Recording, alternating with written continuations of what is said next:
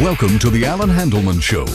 A variety of fascinating people from the international world of rock and roll to the conversational newsmakers and authors. All right, man, be cool. From the great television and motion picture talents to the country's funniest comedians. And best of all, you can call Allan and his guests toll-free at 1-800-ROCK-TALK. You never really know what's going to be happening, but we guarantee you a show people will be talking about tomorrow. Now, here's Allan. I know I say this every week, but it's great to be here. Let me just tell you about part of the show. We're going to start off with Marc Zicree, who has written and produced for virtually every major network and studio with hundreds of hours of produced credits in science fiction, Star Trek, Next Generation, Deep Space Nine, Babylon 5, and Sliders. Best-selling books like The Twilight Zone Companion. You know, you've heard him on the show before, taking calls about The Twilight Zone. He's the world's expert on The Twilight Zone, the original series with Rod Serling. But tonight, and this afternoon, depending on where you're listening, he's going to be talking about his next project. And instead of raising money and getting the money from a bank or a studio, he's going to the fans through Kickstarter. And if you haven't heard about Kickstarter, it's really interesting, because if you have a project, an idea, an invention, a product, and you don't want to go through corporate America, you can go through Kickstarter. So we'll talk about that, and Squack It. That's that new band between two rock legends, Chris Squire from Yes and Steve Hackett, guitarist for Genesis, have this new band, Squack It. That's the name of it, Squack It. So we're going to have Chris Squire on the program. A dark force has risen to bring an end to humanity. Listen, I got two rules in my life. I don't bang stupid girls with oversexed ovaries, and I don't go into forbidden radiation zones. Humanity's end. Extinction is inevitable. That's a bit of the trailer from Humanity's End, another movie this man is responsible for. Marc Zicree, it's great to have you back on the show, man. Oh, it's always great to be with you, Allan. It's one of my favorite things in the world. Yeah, I appreciate that. You're very supportive of the show. Tell me about what you're doing with Kickstarters. It's amazing how fast it's all taking off, but give us all the details. Give us the background. Well, it's really great because, you know, as you know, I've sold over 100 scripts, and I have hundreds of hours of produced network credits. Everything I've ever done has been for the studios and the networks, and you know, for all those science fiction shows. But I mentor a lot of young people in the industry, thousands of them, through this roundtable that I run. And I started hearing about Kickstarter, which was this website where you could get money for projects, books, and films, and all sorts of things, record albums, and I started checking it out, and I realized that it was a very direct conversation between the audience and the artist, and I became very interested in the idea of launching a project on Kickstarter where it wouldn't be network notes or any of that. It could be just a direct conversation between me and the audience, and it's been working great. We launched. Essentially, I'm doing a project called Space Command. It's a big science fiction project, a series of films, and we set up a Kickstarter campaign to raise money for the first one. Our target was to raise $75,000 in 2 months, and we raised that in just over 3 days. So now we got the rest of the 2 months to go. So we're continuing to raise money, because with each dollar that we raise, we can do more, better, faster. You know, we can bring more people aboard. It's just amazing. I'm having a great time with this. This whole Kickstarter thing is fascinating in its own right. I mean, people can start a business, they have a good idea, and people will fund it directly. It's amazing. It's really amazing, and it also gives you, you know, immediate feedback. I'm very much in communication via email and via you know, videos that I'm putting out and all sorts of things with these backers and the larger and larger audience. And what I'm finding is that the more it's very interesting, because we've got, you know, special effects guys from Battlestar Galactica and Star Trek, and a lot of people working on our team already just for free, just for the love of it. And the people who are following us on Facebook and all these different places, they're fascinated by what we're doing, and Hollywood is also noticing. So I'm getting, you know, blurbs. People are, you know, raving about us, from Damon Lindelof, who created Lost and has written Prometheus, to Guillermo del Toro. All these big A-list guys, J.J. Abrams. I mean, they're all really amazed by what we're doing and eager to see it come to fruition. When you went into this, you probably thought, well, we'll give it a shot. It looks promising. But in your did you have any idea you would be raising this much money? And was the idea to raise all the money needed for the movie, or just to get it started, and then you were going to raise money in other ways? Well, it's a fascinating question, Allan, because prior to this, I'm very aware of my talents and my limitations. And I know I'm a reasonably good writer, and I can direct if I need to, and I can produce if I need to, and those things are all in service of getting the work made and out to the audience. And I really love that. But I'd never raised money in my life, and so I approached this with the knowledge that I would have to learn a new skill. And I actually spent several months really researching it and getting advice and really learning this because it is a new world and a new language. And what made it possible, two things made it possible. A few years ago, around 2007, 2008, I co-wrote and directed and executive produced a new Star Trek episode starring George Takei as Sulu, and it was done totally without a studio or a network. It was done entirely online. It was seen by millions of people. I remember. It was great. Yeah, thank you. And so the first thing I realized was that you can reach people via the Internet. You don't need a studio or network anymore to reach millions of people. And the other thing was I was on the radio a few years ago doing an interview, and a young director heard me in Germany, and he had directed 500 music videos and commercials. He was working with bands like U2 and Manowar, these big rock groups. Mm-hmm. But he wanted to be a science fiction movie director, and so he moved to LA for me to mentor him. And under my guidance, he made 9 science fiction movies in a row, all profitable. And so we started saying, well, what can we do together? And his great gift was he could do low-budget films with enormous amount of production. They looked like they cost millions of dollars, and they were made for well under that. So we started looking for a project we could do together, a series of films.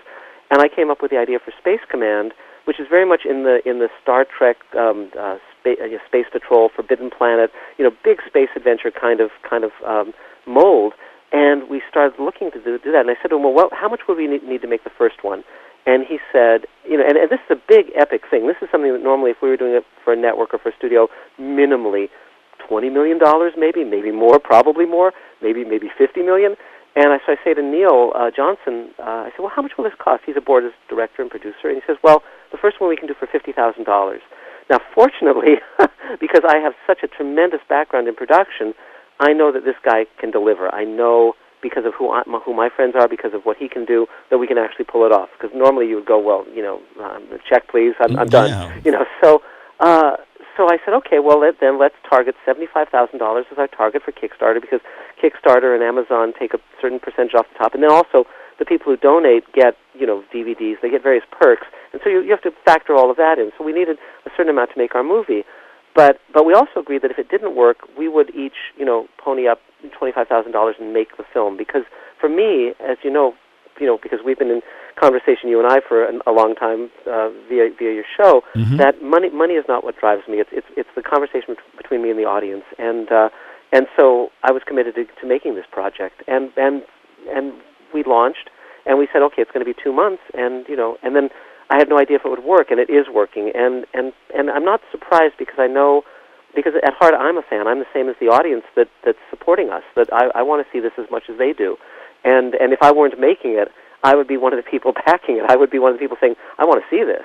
I mean, I'm going to be in line the first day that Prometheus comes out. I'm. Oh yeah, you're a fan. You're in there. Exactly. Let's let everybody have all the websites. First of all, Kickstarter.com is the website for Kickstarter, right? Yes. And give us all the direct links that we can put on our website and let the audience know for the movie. The fastest way to get to us is just spacecommandmovie.com. Spacecommandmovie.com takes you right to the Kickstarter page directly. And we're setting up a website called pledgespacemovie.com, but there'll be links between Kickstarter and that. So spacecommandmovie.com will pretty much do what you need it to do. We're also on Facebook under Space Command, and we're tweeting and all of that stuff, all the modern things people do. But it's just, and we have a video on the Kickstarter page that shows the special effects. We've actually already generated special effects shots. We're building one of the spaceship sets. We're designing the characters. I mean, we're underway, and it's really great. We're not waiting to be picked. Let's talk about the Hollywood system, the way it is today, and where you're going over their heads, basically. But how receptive are they to science fiction? I mean, with all the success you've had and with all the great blockbusters that come out that are science fiction, they don't really get it, do they? Well, some of them do and some of them don't. The problem is that it's the luck of the draw. So let's say, because I could have taken this into a studio and a network, and in fact, I have people I've been working with and friends who would be happy to do that with me. The challenge is this. Here, I'll give you two scenarios. One is that I do this via Kickstarter, and I've written most of the first script already. I've outlined the second and third ones. I know what the fourth one's going to be. I've written the series Bible in terms of who the characters are in the world. And, so right now already we've been designing our spaceships. We're building our sets. We've already talked to the actors we're going to be putting in this. Many of them from major science fiction shows. I can just make it. I don't have to wait. On the other hand, let's say I walk into a network, I pitch it. They either say yes, no, or maybe. Even if it's yes, then it goes into development, and that might take a year, or it might take more. And then they're giving notes, and it's tons of notes from studio executives and tons of notes from network executives. And some of the notes will be good, and some of them won't. But because they're footing the bill, I can't just say, well, that doesn't work, and thank you very much. And at the end of the day, they either make it or they don't. And if they make it, it might be good, or their notes could wreck it. So there's so many variables, so many monkey wrenches being thrown, and I'm pretty good at juggling those monkey wrenches as they're thrown at me because I've been in this game for a long time. But on the other hand, I don't have to do that. Thanks to Kickstarter, thanks to the audience, thanks to wonderful people like you, Allan. It's a conversation between me and the people who get it, because most of the people out in the audience do get it. And so since I have the freedom to do this alternative way of doing it, I'm choosing to do that, and all it takes is me learning a new way of doing things, and fortunately I'm open to that, and I like that. Marc, I'll tell you what, let's take a break here. We're going to continue with Marc Zicree, and coming up later, Chris Squire from Yes. This is the Allan Handelman Show, compelling talk radio. Another exciting product from the C. Crane Company, where you're going to find dozens of electronic items around radio and audio and MP3 recorders and LED lights, things you didn't even know that existed, even an FM transmitter that has broadcast quality. It's the C. Crane Company, and now I want to tell you about the CC Gozo radio. This is an amazing radio because it is so small and the quality is so high. It's a small AM/FM radio with amazing audio. All I could tell you is, if you've ever heard those stereo systems where somebody had a very small speaker, but it sounded like it was a big system, that's exactly what this is. It's small, maybe the size of a soup can, but it's really cool and solid. It kind of tilts any way you want with a handle. It has an input jack for your MP3 player or whatever you want to put in. In fact, you could even stick in a microphone and use it as a PA. Seriously, it's that good. The audio fidelity is amazing, and it has a tone control that actually gives you that full bass and the treble. And the other thing that's amazing about this radio, I've never seen a radio that had a backlight on the dial that was as vivid as this. There's not a speck on the dial where it's not lit up, where the backlight is not bright, and you can see exactly what you're tuning in, and again, with amazing audio. You have to see it for yourself. Here's the deal. You got a 60-day guarantee. If you're not happy, you call this number, the C. Crane Company, 800-522-8863. 800-522-8863. That's 800-522-8863. Or just call that number and get a free catalog. It's one of those catalogs you're going to want to read and keep. Lots of interesting stuff you didn't even know existed. Totally free. You could also go on the website, ccradio.com. That's ccradio.com. Enter the code Allan when you order, and you're going to get a special sale price of only $99.95. You use the code Allan. Even if you get the free catalog, and there's no reason you have to buy something to get the free catalog, use the code Allan. Again, the toll-free number, 800-522-8863. It's the Gozo radio from C. Crane. And now, here's something from Coors Light for everybody out there who loves summer. I love working on my tan. That girl from the taco stand. Lots of long weekends and twins. I love the red, white, and blue backyard barbecues. Cold ones on the beach and twins. And I love you too. Here's the summer. Yeah, have yourself a long, hot summer and an ice-cold Coors Light. Coors Light. Cold, down, easy. Rock on. Coors Brewing Company, Golden, Colorado. And now, the Allan Handelman Show. It's good to have you back as we continue with science fiction writer, producer extraordinaire, Marc Zicree. Coming up later, Chris Squire, founding member of Yes, still with Yes. Yes is going to be touring later this summer, but his new band, Squacket, with Hackett from Genesis, guitarist Steve Hackett, and him. It's really good stuff. So if you're a Yes fan or a Steve Hackett fan, be listening. As we continue, this Kickstarter thing, whether you're a movie producer or just somebody with a great idea, is amazing what can be done today. And the other thing I should say is that until about a year or two ago, doing something like this would have been impossible, because in the old days, if you were going to make something like Space Command, you'd be shooting on 35 millimeter, you'd be editing it on a moviola or a flatbed, you'd need a studio and a network to provide millions of dollars to make it, and you would need them to release it and distribute it. But now, thanks to HD cameras and Final Cut Pro, which is an editing program that you can get on a Mac, thanks to all these wonderful things, you can do it for thousands of dollars rather than millions. And because of the roundtable I run, the industry roundtable that now numbers several thousand people, I can reach out to those people, and they're helping me. And also I can reach out to my friends who I've worked with on Star Trek The Next Generation and Deep Space Nine and Sliders and Babylon 5 and all these shows I've done. And I'm at a level of comfort with my friends who are well-known actors where I can call someone like Armin Shimmerman, who played Quark on Deep Space Nine and the principal on Buffy, and I can say, hey, I've written a role for you. You want to do it? And he goes, yeah, sure. It's really that easy. It's great, and that's one of the beautiful things about social media. It can be used, and it's just breathtaking how fast things happen. In fact, some of the donations were as low as $5. Anybody can participate, and that's really remarkable. I guess by the way, since we're talking about the movie, Space Commander is the name of it, right? Space Command. SpaceCommandMovie.com is the website. Yeah. Give us the basic plot line, the scenario. You bet. It takes place in the future. Basically, when I was growing up, I grew up in the 60s and 70s, and so I was watching shows like Star Trek and Twilight Zone and Outer Limits, the original versions of those shows.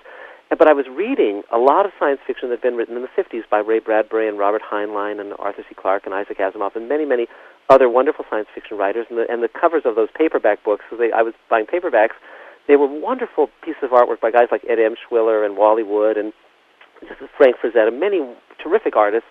And the movies I was watching, which were in rerun at the time, were things like Forbidden Planet and Dave the Earth Stood Still. And later when I grew up, I became aware of old 1950s TV shows like Space Patrol and Tom Corbett Space Cadet. And there was a vision of a future where we were going to go out into space, we were going to colonize Mars and the outer planets, and basically it was this vision, this hopeful vision of the future. And there was a design aesthetic and a sort of a shared universe view that became basically the space program of the 60s, but then, of course, once we landed on the moon, manned exploration kind of stopped, and now it's starting fitfully again, but through private enterprise like SpaceX and those kind of things. But I was fascinated by that, and I was thinking, well, what if that vision had actually become real? What if that had happened? And what if we could just say that the last several decades were a hiccup in that vision, and we could actually create a show where it was like, okay, we go out into space, we colonize our solar system, we then develop faster-than-light drive, we go out into the stars, and we're bringing all of our weaknesses and ills and darkness with us. So we're not going to put an end to war, we're not going to put an end to tyranny or any of those things, but by looking out into the solar system, out into the universe, it's a hopeful, expansive vision in which also things like loyalty and courage and heroism have a meaning, because I strongly believe in that. I'm not Pollyanna by any means, but I know in my own life and in the life of those that my work has touched that love is a very powerful force. Oh yeah, and it just listening and reading your book about the Twilight Zone, the greatest television show, science fiction show, as far as I'm concerned, ever, still doing great, still on to regular rotation. Yeah. But some of the stories that captured you as a kid watching that were space related, and talk about one or two of those episodes specifically. Yeah. Well, from Twilight Zone? Or Yes, just that inspired you as a kid. Yeah, well, my God, Twilight Zone. I mean, the thing about Twilight Zone that I love most is it's not even so much the kickers, like the reveals at the end. I love, like, there's an episode called Kick the Can about an old man who believes that if he can play Kick the Can, he'll become a boy again. But he needs the other people in the old folks' home to help him because he can't play the game alone. My friend George Clayton Johnson wrote that episode, and it's just heartbreaking and wonderful, and it's so truthful, so true about our lives and what means, what has valid meaning in our life. And George wrote that when he was, I think, under 30 years old. He was younger than 30, but it was about old people, but it's still true. And now he's an old man. He's in his 80s, and it's still true. And Ray Bradbury is one of my good friends, and I see him every few weeks. He's 91 now, and of course Martian Chronicles, and he also wrote for Twilight Zone, and of course Rod Serling. I'll tell you something interesting, though, Allan. Mm-hmm. I think, the reason Rod Serling wrote the Twilight Zone is very interesting, which was he was a mainstream dramatist. He was writing things like Requiem for a Heavyweight in the 1950s, live drama on shows like Playhouse 90, and he never intended to become a science fiction writer.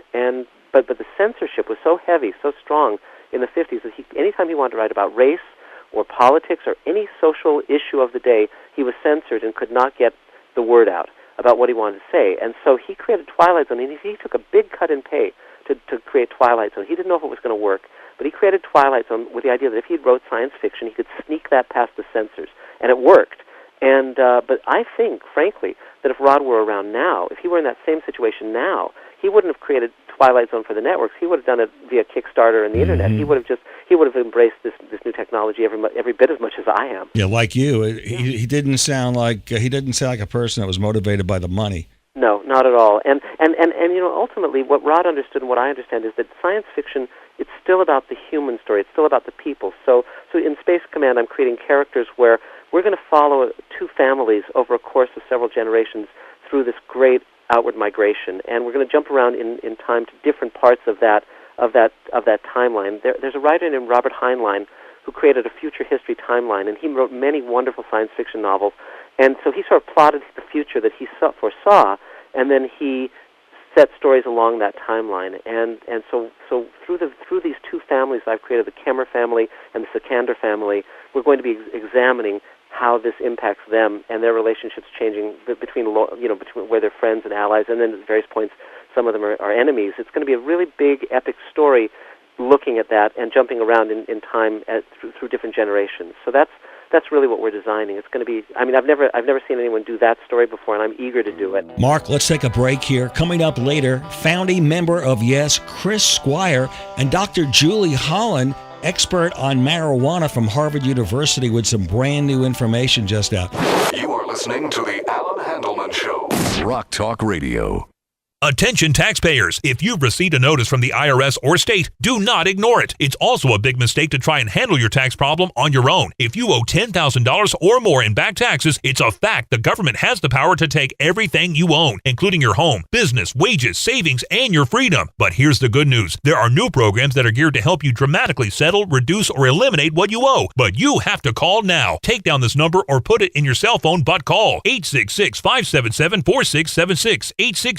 866-577-4676. When you call, you'll get free information on how you can reduce or eliminate back taxes, including penalties and interest. You can also be helped if you have unfiled returns, a tax lien, wage garnishment, bank levy, or if you have entered into a payment plan but can't make the payments. Don't make the big mistake in thinking you can ignore or handle your tax problem on your own. You can stop the collection process immediately. Call the Consumer Tax Hotline today for free information at 866-577-4676. That's 866-577-4676.